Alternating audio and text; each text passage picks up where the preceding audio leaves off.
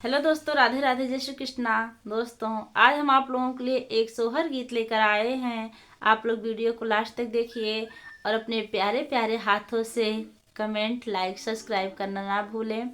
Comment तो ज़रूर कीजिएगा क्योंकि आप लोगों के कमेंट का इंतज़ार हम बेसब्री से करते रहते हैं। हमेशा चेक करते रहते हैं कि आप लोग का कमेंट आया कि नहीं आया।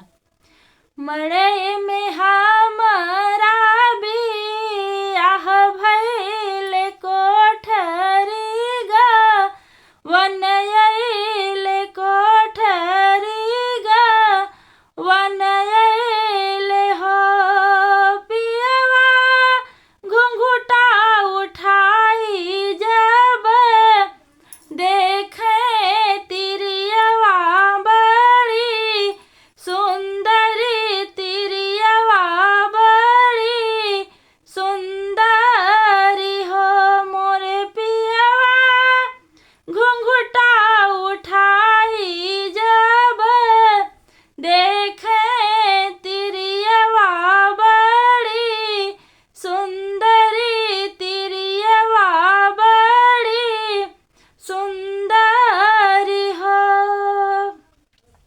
जिनकी हो घरा के घर हिया अवर चूल्ही बर्तन अवर चूल्ही बर्तन हो मोरी धनिया जिनकी हो राम सोइया चुनरिया धो मिल होई है चुनरी धो मिल होई है हो।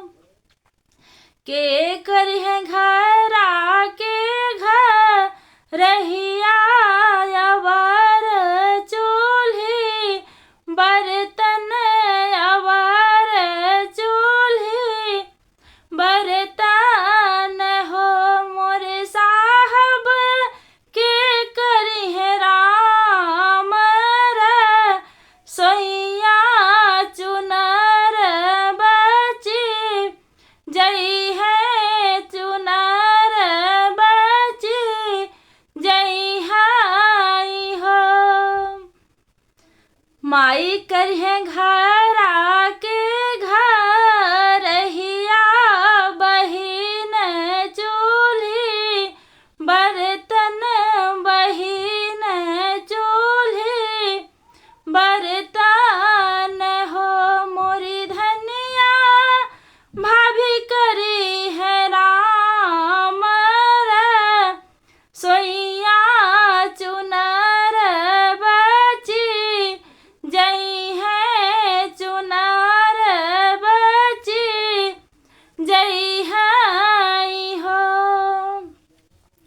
माई तो तोहरी पुरनिया बहिन ससुर रैतिनी बहिन ससुर रैतिन हो मोरे साहब भौजी तो तोहरी पाटी दारिन चुनरिया ना बची है चुनरिया ना बची है हो।